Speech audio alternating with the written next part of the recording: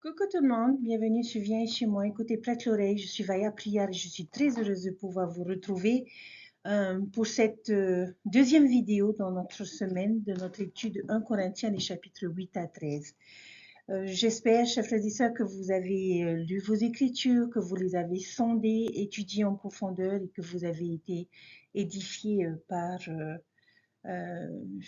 chacun de ces chapitres qui regorgent de trésors spirituels.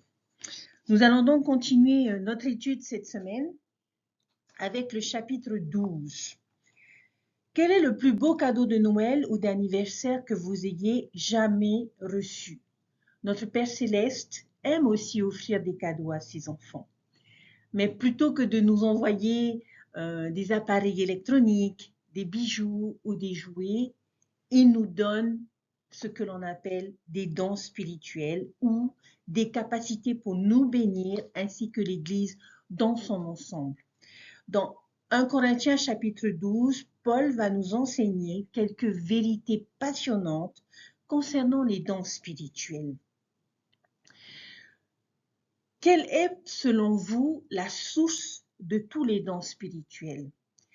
Dans ce chapitre, la réponse se trouve au verset 4 et au verset 11, qui nous disent ceci: « Il y a diversité de dons, mais le même esprit. » Verset 11, « Un seul et même esprit opère toutes ces choses, les distribuant à chacun en particulier comme il veut. » Ces dons spirituels sont ce que l'on appelle les dons de l'esprit parce qu'ils tirent tous leur pouvoir de la même source, l'esprit ou le Saint-Esprit.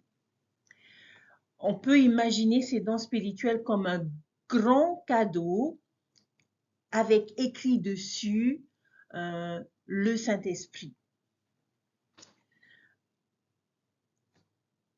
Maintenant, le don du Saint-Esprit que nous recevons après avoir contracté l'alliance du baptême contient d'autres dons plus petits que Dieu peut nous accorder. Et ce qui peut nous amener à la question suivante: combien de types de cadeaux existent-ils? La réponse se trouve dans ce même verset. Dans le verset 4, il existe une diversité de dons. En d'autres termes, il existe de nombreux types de dons, de cadeaux spirituels. Quels sont les noms de certains de ces dons de l'esprit que nous connaissons?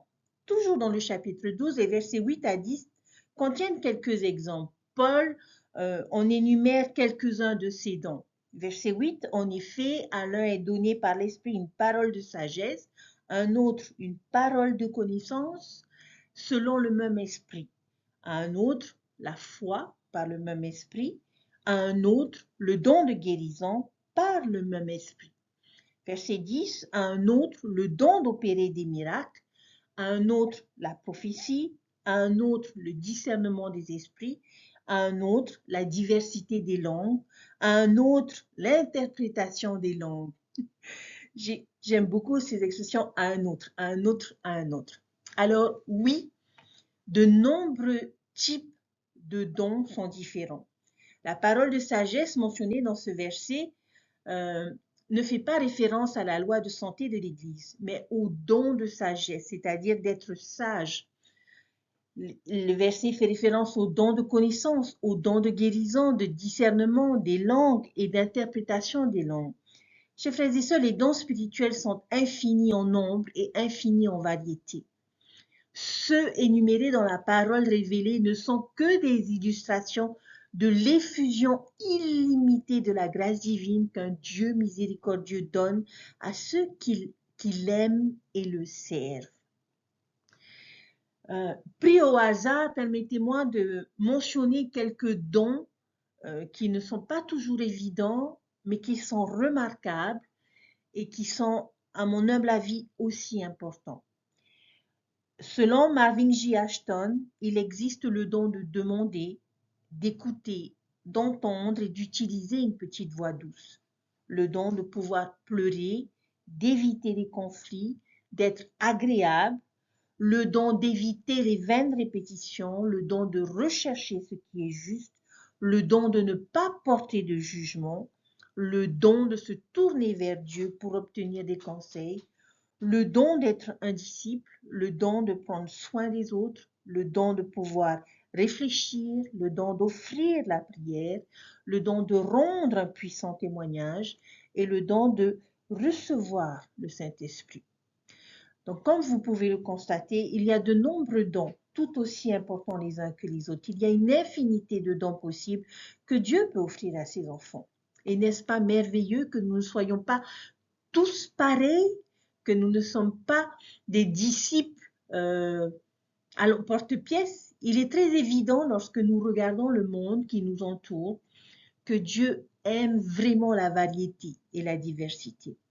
Si nous observons les paysages de ce monde, nous avons des déserts, nous avons des jungles, nous avons des montagnes, nous avons des toundras et un nombre infini de variétés entre les deux. Lorsqu'on observe la vie animale, sa forme, sa couleur, ses capacités, certains volent, certains nagent, certains rompent, certains courent. Alors, regardez les personnes, c'est exactement la même chose. Les formes, les tailles, les couleurs, les langues, les cultures, il y a tant de diversité. Pas deux sont les mêmes. Et en matière de dons spirituels, Dieu suit le même principe. Les personnes sont douées de différentes manières et nous sommes, chacun d'entre nous, uniques dans les dons que nous pouvons offrir au monde, à notre famille et à l'Église. Alors une question à considérer est: qui reçoit un don? Et la réponse se trouve dans le verset 7 du chapitre 12 où il est dit: Or, à chacun la manifestation de l'Esprit est donnée pour l'utilité commune. Donc la réponse est: tout le monde reçoit un don.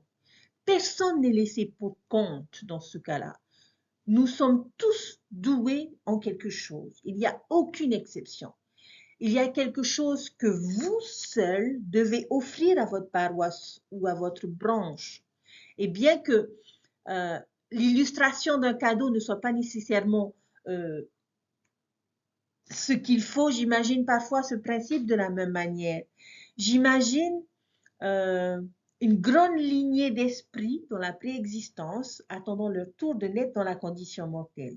Et juste avant leur départ, notre Père Céleste se tient en tête de file avec un grand sac de cadeaux à côté de lui. Ils ne sont pas distribués au hasard. Sur chacun des cadeaux porte le nom du destinataire, écrit dans une belle calligraphie. Et chacun de ces cadeaux ont été préparés avec amour et adaptés à chaque personne. Et avec un cadeau à la main, j'imagine notre Père Céleste nous tendre ce cadeau et nous dire: ceci est un don unique et spécial de ma part, juste pour toi. Veuille le chérir et le respecter, et il apportera de grandes bénédictions à toi et aux autres tout au long de ta vie. Et puis je l'imagine nous remettre soigneusement ce paquet et partir et venir dans cette mortalité. J'imagine également que chacun des cadeaux est emballé différemment et dans des formes et des tailles différentes. Mais tout le monde, chers frères et sœurs, reçoit un cadeau, un don. Existe-t-il un moyen pour nous de savoir avec certitude quel don notre Père Céleste nous a fait? Oui, bien sûr. Notre bénédiction patriarcale nous indiquera le plus souvent quels sont certains de ces dons. Une autre raison d'obtenir une bénédiction patriarcale si vous ne l'avez pas encore reçue, si ce n'est pas le cas, cela ne veut pas dire que vous n'en avez pas. Notre Père Céleste voudra peut-être simplement que nous travaillions pour découvrir de quoi il s'agit. Maintenant, à votre avis, que nous enseignent ces versets sur les dons spirituels? Versets 5 et 6 dit ceci: diversité de ministères, mais le même Seigneur. Diversité d'opérations, mais le même Dieu qui opère tout en tous. Qu'est-ce que cela signifie, chers frères et sœurs? Je pense que cela signifie qu'il existe de nombreuses manifestations différentes des dons spirituels. Ainsi, nous pouvons avoir le don des langues, mais il existe de nombreuses façons différentes de manifester le don des langues, de différentes manières de l'administrer. Quelles sont certaines de ces manifestations? L'une d'elles peut être, par exemple, la capacité de parler une langue que nous n'avons jamais apprise auparavant. Nous l'avons vu avec les apôtres le jour de la Pentecôte. Mais est-ce que c'est la seule manifestation de ce don? Bien sûr que non. Une autre manifestation est peut-être la capacité d'apprendre et de parler une autre langue avec facilité et précision. Regardez nos missionnaires en mission à l'étranger. Bien souvent, ils voudront souvent rechercher ce don, de manière à pouvoir enseigner dans la langue natale. Je connais une femme à qui la bénédiction patriarcale lui avait dit qu'elle aurait le don de guérison. Et comme elle savait qu'elle ne pouvait pas donner les bénédictions de la prêtrise, elle a estimé qu'elle devrait peut-être faire carrière en médecine. Mais elle s'est vite rendue compte qu'elle n'était pas vraiment intéressée à devenir médecin, que sa passion n'était pas là. Mais elle ne voulait pas négliger son don spirituel dont le Seigneur lui a fait part dans sa bénédiction patriarcale. Et tout ce dont elle avait vraiment besoin était une brève explication de ce principe selon lequel il existe de nombreuses façons différentes d'administrer les dons. Une manifestation du don de guérison est la capacité de guérir grâce aux bénédictions de la prêtrise, mais une autre serait d'avoir un don pour guérir les personnes en tant que médecin ou infirmier. Et j'imagine que notre prophète Russell M. Nelson a ce don, mais pourrait-il y en avoir d'autres? Qu'en est-il de la guérison émotionnelle, de la guérison spirituelle? Dès qu'on lui a expliqué cela, elle a repensé à sa vie et a réfléchi au fait que les personnes venaient souvent lui demander de l'aide lorsqu'ils étaient en difficulté. Et elle était toujours capable de conseiller et de réconforter ces personnes et de les aider à se sentir mieux. C'était sa manifestation du don de guérison. Une autre question concernant nos dons spirituels. Certains dons sont-ils plus importants que d'autres? Vous savez, avec autant de dons possibles, un problème pourrait survenir. C'est-à-dire que certains peuvent penser que certains dons sont meilleurs que d'autres. Peut-être que quelqu'un pourrait penser que le don de guérison est un don plus important que le don de la foi, par exemple. Certains peuvent penser qu'il vaut mieux avoir le don de faire des miracles que celui de ne pas porter de jugement. Paul veut donc faire comprendre quelque chose de très clair aux membres de Corinthe concernant les différents dons que chacun d'eux possède. Lorsque nous lisons les versets 12 à 25, nous découvrons un message très clair.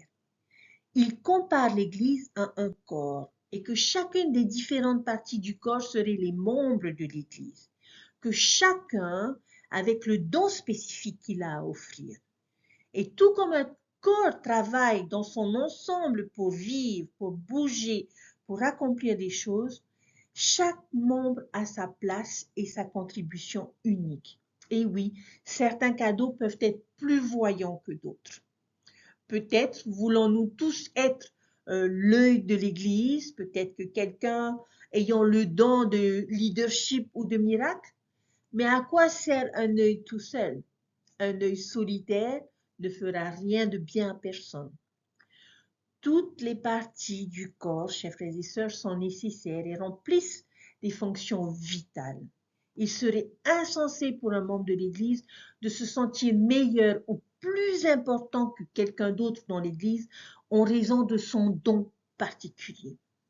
Et s'il y a quelqu'un dans l'Église qui ne se sent pas important ou nécessaire parce qu'il ne sait pas autant ou n'est pas aussi charismatique ou aussi bien enseigné et informé que les autres membres de sa paroisse, je vous invite à lire ce chapitre parce que nous sommes tous nécessaires et nous devons offrir quelque chose d'unique que personne d'autre ne peut offrir. Et si nous nous éloignons du corps, c'est toute la congrégation qui subira cette perte. il manquera quelque chose. Pouvons-nous avoir plus d'un don? Le verset 11 nous dit, un seul et même esprit opère toutes ces choses, les distribuant à chacun en particulier comme il veut. Donc oui, nous pouvons en avoir plusieurs. En fait, j'imagine que notre Père Céleste est un Dieu miséricordieux, n'est-ce pas? Et est-il acceptable de demander et de recevoir d'autres dons ou de les rechercher?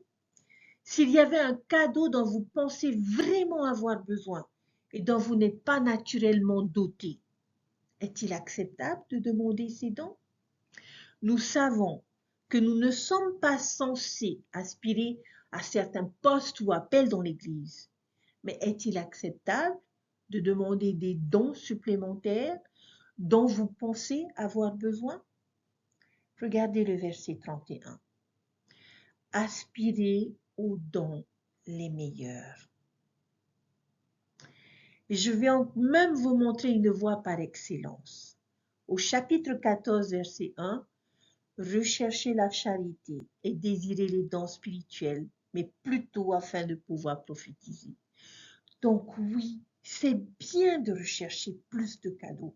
En fait, regardez le mot qu'il utilise pour décrire ce désir. Il dit convoiter sincèrement les meilleurs dons. Vous n'êtes pas obligé de vous contenter de ceux qui vous viennent naturellement. Alors oui, chers frères et sœurs, nous pouvons rechercher des dons supplémentaires. En fait, Dieu nous encourage à le faire. Et c'est le même message que la parabole des talents. Nous sommes censés améliorer les dons que Dieu nous a donnés.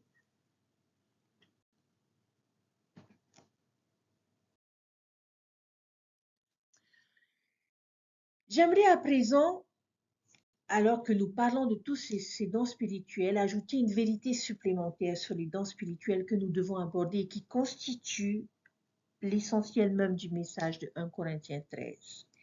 Il y a un don spécifique que nous devrions tous rechercher, tous convoiter. C'est le cadeau le plus beau et le plus précieux et le plus soigneusement emballé de tous.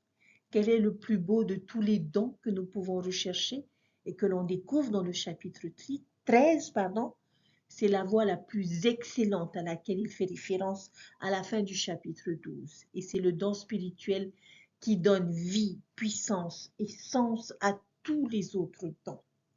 En fait, sans ce don, tous les autres ne voudront rien dire. Et qu'est-ce que c'est? La charité. La charité est le plus grand de tous les dons. Et qu'est-ce que la charité? La meilleure définition de cette qualité se trouve dans Moroni chapitre 7, verset 47. L'amour pur du Christ.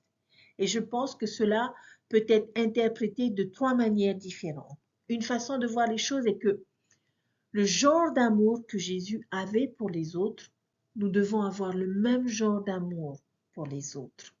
C'est donc un amour comme celui du Christ. Mais on pourrait aussi voir les choses d'une autre manière. La charité, c'est l'amour que nous avons pour Jésus.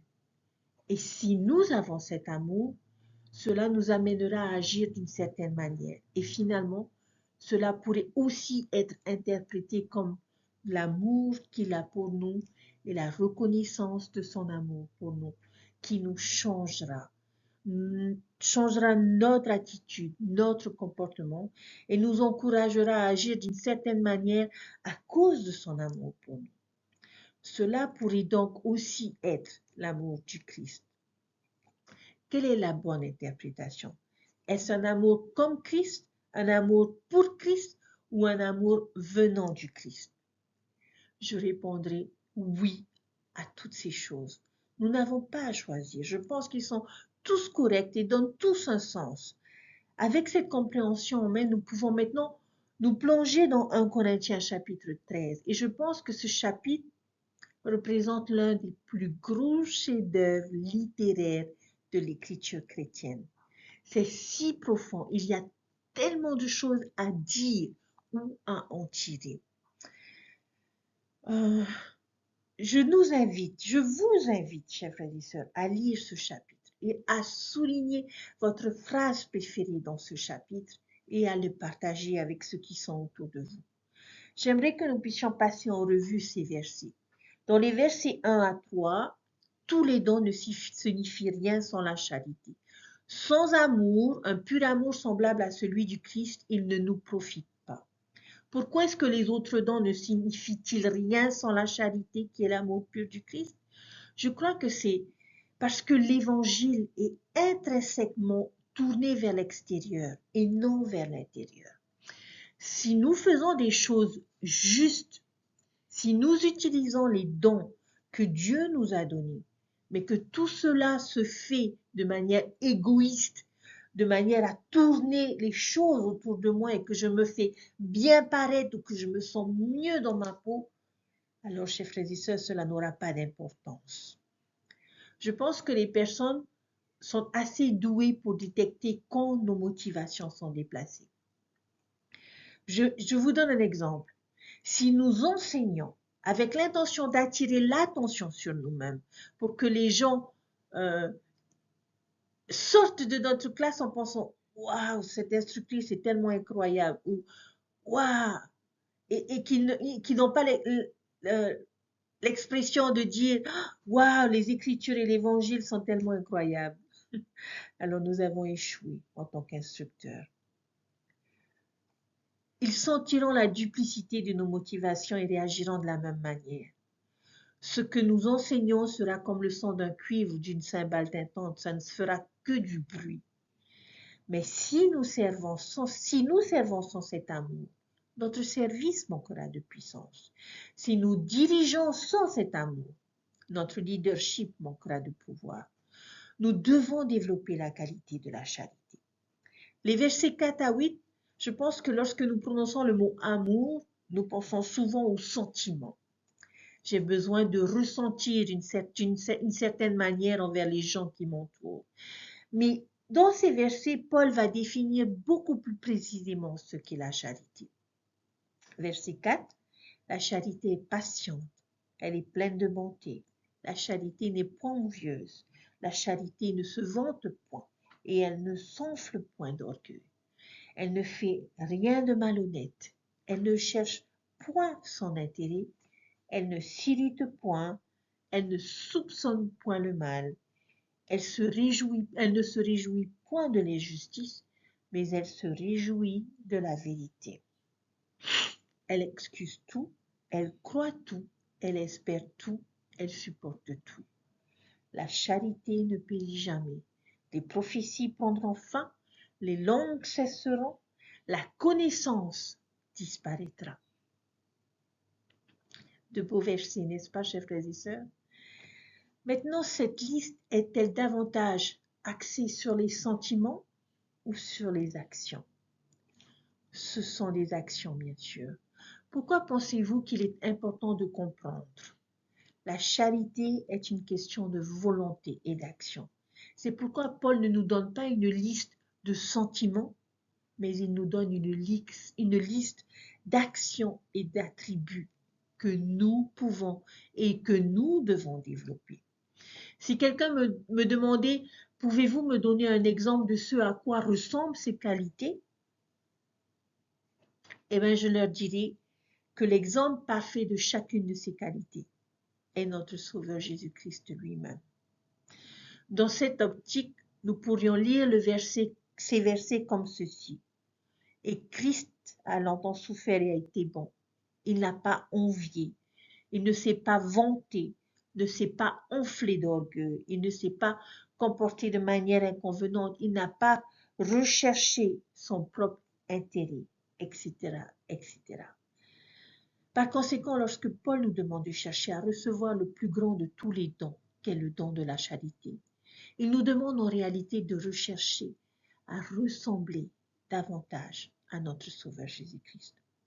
À votre avis, que signifie l'expression « la charité ne périt jamais » ? Cela signifie-t-il que la charité fonctionne toujours? D'une certaine manière, oui. Je crois qu'aborder n'importe quelle situation avec charité va donner quelque chose de mieux qu'autrement. Ainsi, la charité ne périt jamais. Mais le Christ était l'incarnation de la charité, et pourtant, ils l'ont crucifié. Un parent peut avoir toutes ces qualités et cet amour pour un enfant, mais cela ne changera pas toujours un cœur. Cela ne garantit pas le succès. Et je pense que c'est important, chers frères et sœurs, à comprendre. Si nous pensons que la charité va toujours réussir et que nous échouons, alors la seule conclusion à laquelle nous pouvons arriver est que je n'ai pas dû avoir assez de charité. Et cela pourrait être assez décourageant. Mais au lieu de penser que cela réussit toujours, que se passe-t-il si cela signifie que la charité sera toujours nécessaire? Cela sera toujours nécessaire dans la condition mortelle et à travers les éternités. Il existe d'autres vertus ou dons de l'esprit qui ne seront pas nécessaires dans la prochaine vie. Mais je pense que c'est ce que pourraient signifier les versets 8 à 10. Pensons-y lorsque nous nous trouvons en présence même de Dieu et du Sauveur. J'imagine que la foi et l'espérance prendront un sens très différent.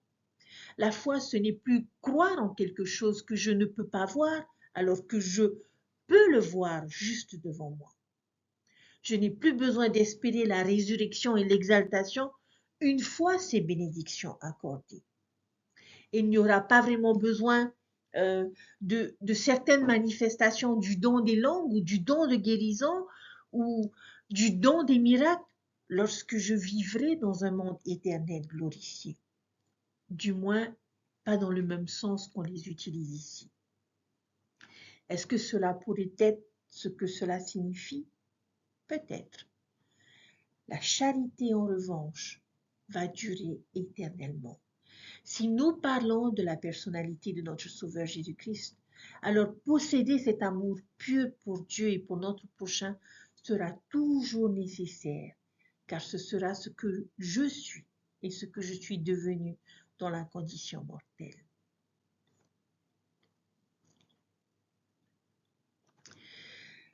Chers frères et sœurs, l'amour est infini, l'amour est éternel, et il n'est pas surprenant que l'amour soit la base de toutes les vertus chrétiennes.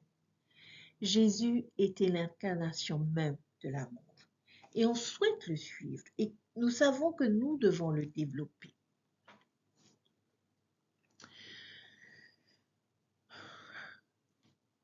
Si nous devons simplement résumer le message de la charité ou de l'amour pur dans 1 Corinthiens chapitre 13, nous pourrions le formuler de cette manière.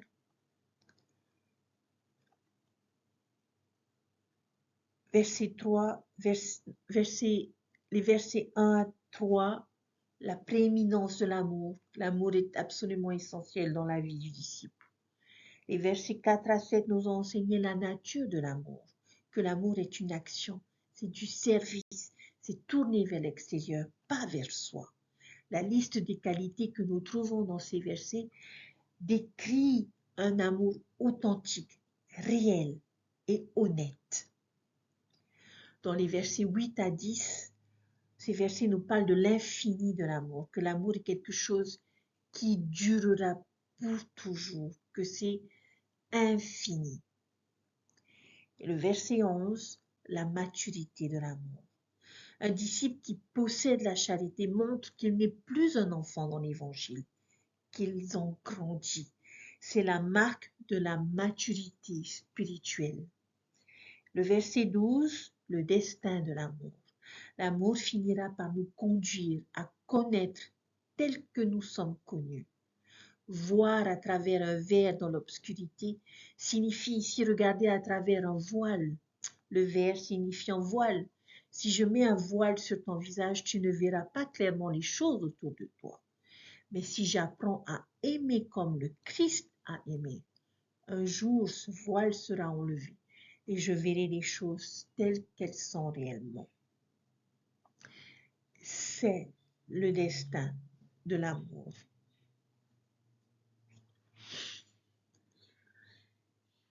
Chers frères et sœurs, je vous avais dit que ces chapitres étaient merveilleux.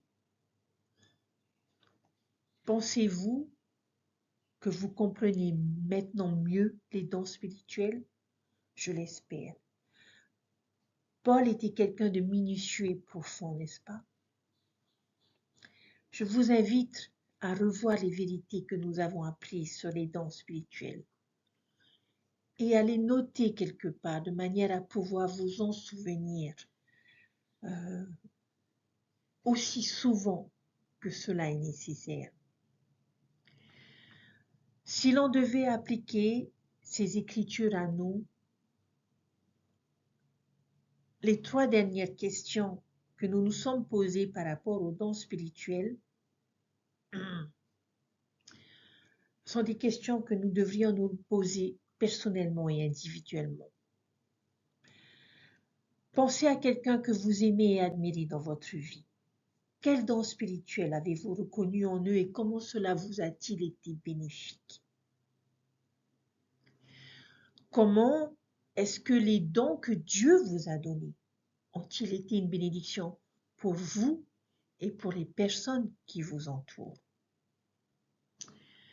Et enfin, je vous invite à vous demander quel don de l'esprit aimeriez-vous le plus recevoir et qu'êtes-vous prêt à faire pour montrer que vous êtes prêt à recevoir ce don de la part de notre Père Céleste?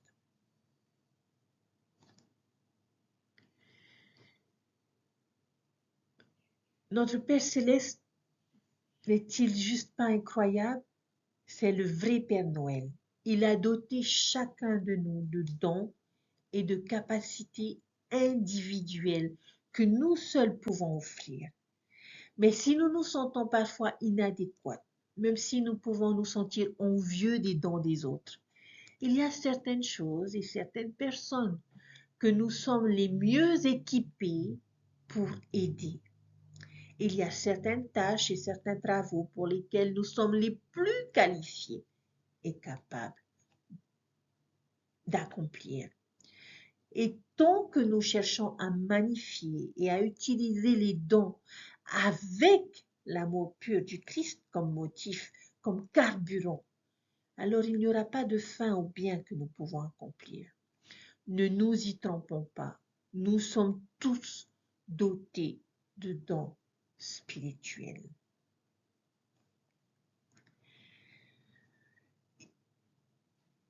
J'aimerais, chers frères et sœurs, avant de terminer, m'attarder sur un verset en particulier qui m'a beaucoup touché dans mon étude. Une dernière réflexion avant de terminer. Ce pourrait être une leçon entière que l'on pourrait faire sur cette écriture qui se trouve dans 1 Corinthiens chapitre 10 verset 13 et qui nous dit « Aucune tentation ne vous est survenue qui n'ait été humaine et Dieu qui est fidèle ne permettra pas que vous soyez tentés au-delà de vos forces. Mais avec la tentation, il préparera aussi le moyen d'en sortir afin que vous puissiez la supporter. » Quel est le message de ce verset? Il y a toujours un moyen d'échapper à la tentation. Dieu ne nous mettrait jamais dans une situation désespérée où nous serions destinés au péché. Dieu nous a donné des voies de sortie. Il y a toujours une issue, chers frères et sœurs.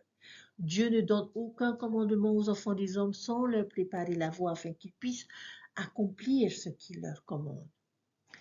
Quelles sont certaines de ces voies d'évasion préférées face à la tentation? Quelle chose aujourd'hui nous aide le plus à résister à la tentation? Il y a des choses comme prier pour obtenir de l'aide, parler à un évêque, chanter un cantique, utiliser la méthode Alma 11-23 dont nous avons parlé la dernière fois, fuir la tentation, citer une écriture préférée, garder une image du Christ sur notre mur dans la maison, de manière à pouvoir regarder la perspective éternelle.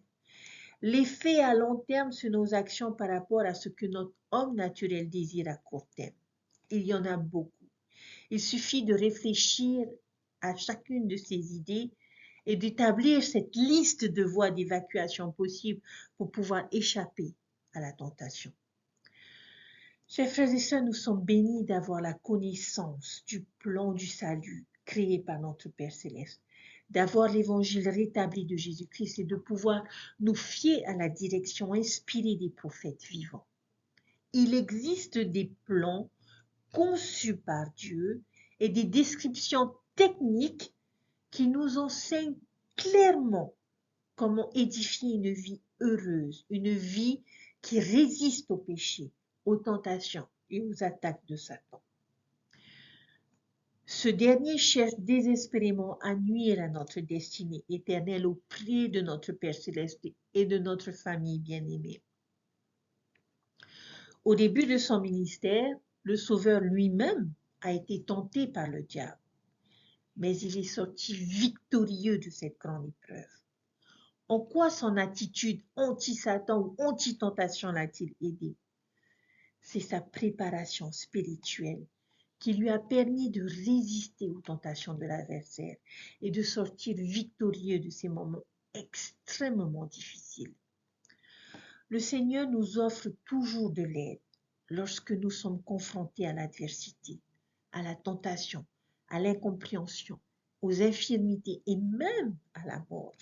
Il a dit, et maintenant en vérité je vous le dis, et ce que je dis à l'un, je le dis à l'autre. Prenez courage, petits enfants, car je suis au milieu de vous et je ne vous ai pas abandonnés. Il ne nous abandonnera jamais.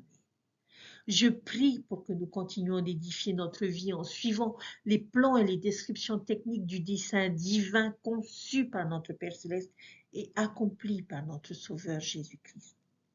Et ainsi, par la grâce accordée par l'expiation de notre Sauveur, nous aussi, nous pourrons réussir à édifier une vie résistante au péché et à la tentation, et nous serons fortifiés pour en supporter les moments tristes et difficiles.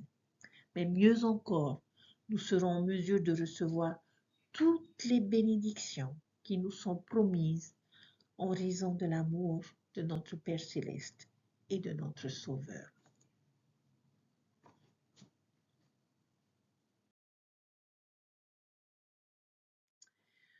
Dans notre traversée de la vie, chers frères et sœurs, pour retourner vers notre Père et devenir davantage semblables à lui, nous ne sommes pas seuls. Dieu nous a accordé des dons nécessaires pour nous aider dans notre expérience ici-bas. Les dons spirituels sont des bénédictions ou des capacités données par Dieu à ses enfants. Ces dons nous aident à diriger notre vie pour atteindre des buts éternels. Je vous témoigne que nous sommes enfants d'un Père céleste aimant, que son Fils Jésus-Christ nous aime et qu'il est venu dans ce monde pour nous montrer la voie et ensuite a volontairement donné sa vie pour nous donner l'espérance. Le Sauveur nous invite à suivre son exemple parfait, à exercer notre foi en lui, en son expiation, et à faire grandir tous les dons spirituels qui nous ont été accordés.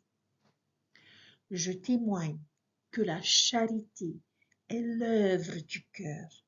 La charité, bien qu'elle soit souvent évaluée par les actes, est en fait la disposition de cœur qui nous pousse à nous aimer les uns les autres.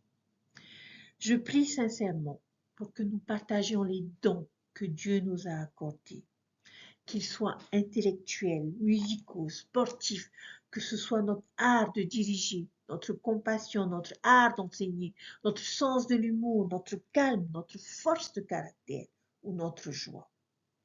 Avec un cœur charitable, puissions-nous accomplir une œuvre remarquable dans ces derniers jours. Et alors, nous mériterons cette déclaration de Jésus-Christ, car c'est là Sion, ceux qui ont le cœur pur. Je témoigne de Dieu et de son évangile.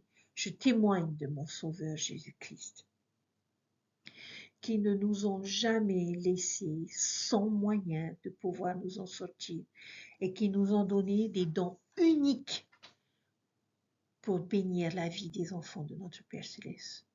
Puissions-nous faire usage de toutes ces choses et puissions-nous convoiter de nouveaux dons de manière à pouvoir apporter davantage d'amour de lumière et de solutions dans la vie des personnes qui se trouvent autour de nous. Notre Père Céleste a besoin de chacun d'entre nous pour pouvoir prendre soin de ses enfants. Et soyons toujours disposés à le faire, le cœur rempli d'amour pour les autres et pour Dieu. C'est mon enseignement que je vous laisse au nom de Jésus-Christ. Amen. Je vous souhaite un excellent week-end, chers frères et sœurs. Prenez soin de vous, ayez le cœur charitable et faites et partagez les dons que Dieu vous a donnés. Si vous ne les connaissez pas, recherchez-les. Et je sais que le Seigneur vous aidera parce qu'il a besoin de chacun de vous dans le caractère unique que nous sommes. Prenez soin de vous et je vous dis à très vite. Bye.